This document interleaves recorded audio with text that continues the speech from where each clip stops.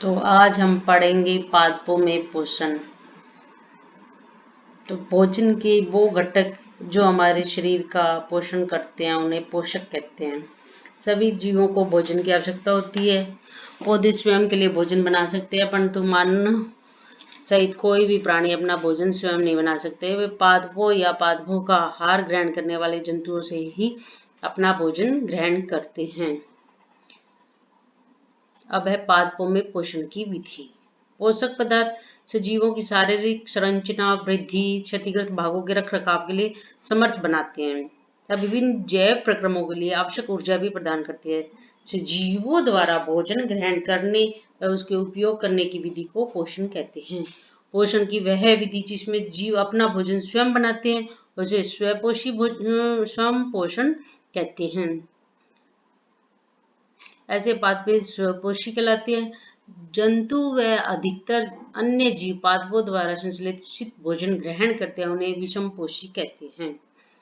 पत्तियां पादप की खाद्य फैक्ट्री होती है, तो सभी कच्चे पदार्थ पत्तियों तक पहुंचने चाहिए। मृदा में उपस्थित जल व खनिज लवण जड़ द्वारा ही अवशोषित किए जाते हैं, तने के माध्यम से पत्तियों तक पहुंचाए जाते हैं। पत्ती की सतह पर सूक्ष्म छिद्र होते हैं जिससे कि कार्बन डाइऑक्साइड प्रवेश करती है। ये छिद्र जो होते हैं इनको रंध्र कहते हैं। इनके बाहर की ओर द्वार कोशिकाएं होती है। तो अभी आपने देखा होगा कि जो शरीर है वो सूक्ष्म इकाई से बना होता है जिसे कोशिका कहते हैं। कोशिका के बाहर एक झिल्ली होती है जिसे कोशिका झिल्ली कहते हैं। उसके अंदर एक छोटा सा सुस्पष्ट संरचना होती है जिसे केंद्र कहते हैं, और केंद्रक के चारों ओर जेली के समान जो द्रव्य होता है उसे कोशिका द्रव्य कहते हैं। जल व खनिज वाहिकाओं द्वारा पत्तियों तक पहुंचाई जाती हैं। ये वाहिकाएं नली के समान होती है तथा जड़, तना, शाखाओं व पत्तियों तक फैली होती हैं।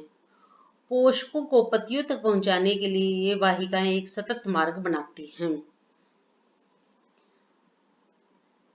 पत्तियों में एक हरा वर्ण होता है जिसे क्लोरोफिल कहते हैं। क्लोरोफिल सूर्य के प्रकाश की ऊर्जा को ग्रहण करने में पत्ती की सहायता करता है। इस ऊर्जा का उपयोग जल व कार्बन डाइऑक्साइड से खाद्य संश्लेषण में होता है। तो खाद्य संश्लेषण के लिए क्या होता है, पत्तियों में प्रकाश संश्लेषण की क्रिया होती है। आपने देखा होगा क्लोरोफिल और सूर्य का प्रकाश कार्बन डाइऑक्साइड व जल प्रकाश संश्लेषण के लिए बहुत आवश्यक होता है। अतः सभी जीवों के लिए सूर्य ऊर्जा का चरम स्रोत है। पत्तियों द्वारा ही सौर ऊर्जा संग्रहित की जाती है। अब प्रकाश संश्लेषण न होने की स्थिति में खाद्य उपलब्ध नहीं होगा। सभी जीवों का अस्तित्व प्रत्यक्ष या परोक्ष रूप से पौधों पर ही निर्भर है। अब प्रकाश संश्लेषण के दौरान पत्ती की क्लोरोफिल युक्त कोशिकाएं जो होती है वो सूर्य की प्रकाश की उपस्थिति में कार्बन डाइऑक्साइड व जल से कार्बोहाइड्रेट का संश्लेषण करती है। तो इसको हम ऐसे कह सकते हैं, कार्बन डाइऑक्साइड प्लस जल, सूर्य का प्रकाश और क्लोरोफिल के प्रेजेंस में कार्बोहाइड्रेट प्लस ऑक्सीजन बनती है, यानी कि ऑक्सीजन मुक्त होती है। कार्बोहाइड्रेट पत्तियों में स्टार्च के रूप में संचित हो जाते हैं। अभी हमने बताया कि पत्ती की सतह पर क्या होते हैं, छिद्र होती हैं, रंध्र होती है, उनके चारों द्वार कोशिका होती है। द्वार कोशिका में क्लोरोफिल होता है जो कि आपको इस चित्र में समझाया गया है। पत्ती में स्टार्च की उपस्थिति प्रकाश संश्लेषण प्रक्रम का संपन्न होना दर्शाता है।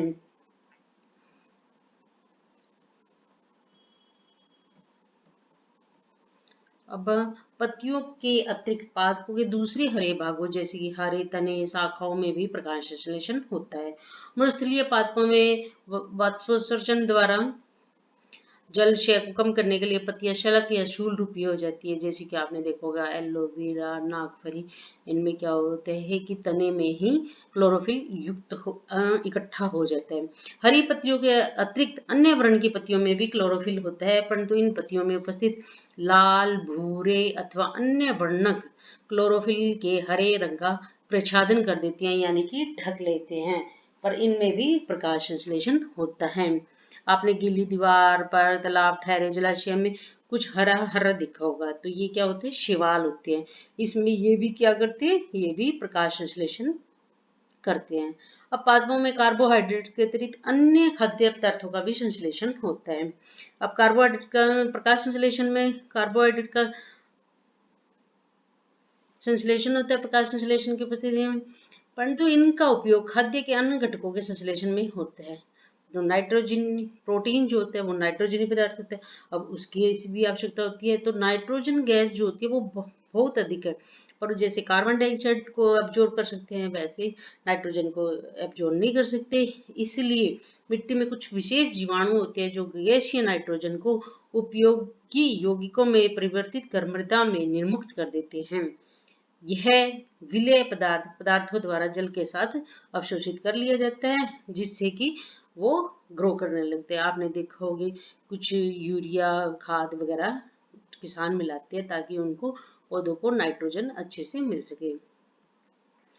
अब कुछ पौधे ऐसे भी होते हैं जिनमें क्लोरोफिल नहीं होता, वे भोजन बनाते ही नहीं है। तो ऐसे पौधे क्या होते हैं, दूसरों पर निर्भर होते हैं, इन्हें विषमपोषी कहते हैं। जैसे कि मनुष्य भी विषमपोषी में आता है। जैसे कि अमरबेल होती है, वो दूसरे पेड़ से ही अपना भोजन प्राप्त करती है, तो इसे परपोषी कहते हैं। और अमरबेल को परजीवी कहते हैं, जो कि दूसरों से भोजन ग्रहण करते हैं। तो इस प्रकार से हम भी एक परजीवी हो गए। क्या आपने ऐसे पादपों को देखा उनके विषय में जो जंतुओं का भक्षण करते हैं? कुछ ऐसे होते हैं पादप जो कीटों को पकड़ते हैं। उनके क्या होते हैं, घड़े के समान आकृति होती है, पत्ती का जो भाग होता है वो घड़े के समान हो जाता है, जो घड़े का ढक्कन बन जाता है, उसके अंदर अनेक रोम होते हैं।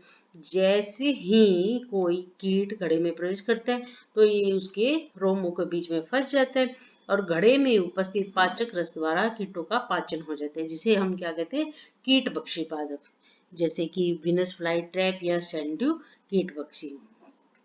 अब है मर्त्यजीवी। मर्त्यजीवी में मशरूम लोग खाते भी हैं।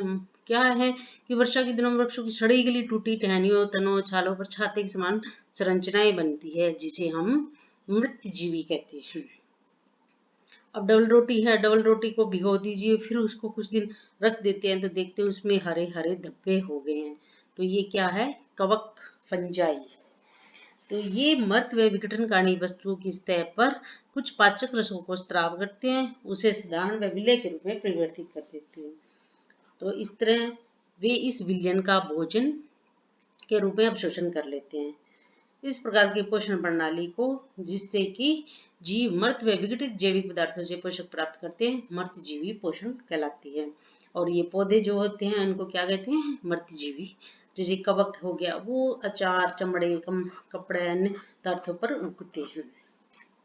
इससे क्या होते है कि कई फसलों को भी, सामान को भी नुकसान पहुंचाती है। अब जी जो सामान्यतः कवकों के बीजाणु जो होते हैं वो वायु में उपस्थित होते हैं, और जैसे ही थोड़ा नम उष्ण मौसम हुआ, वो उनके साथ मिलके नए कवक को जन्म दे देते हैं, और जिससे नया कवक बन जाता है।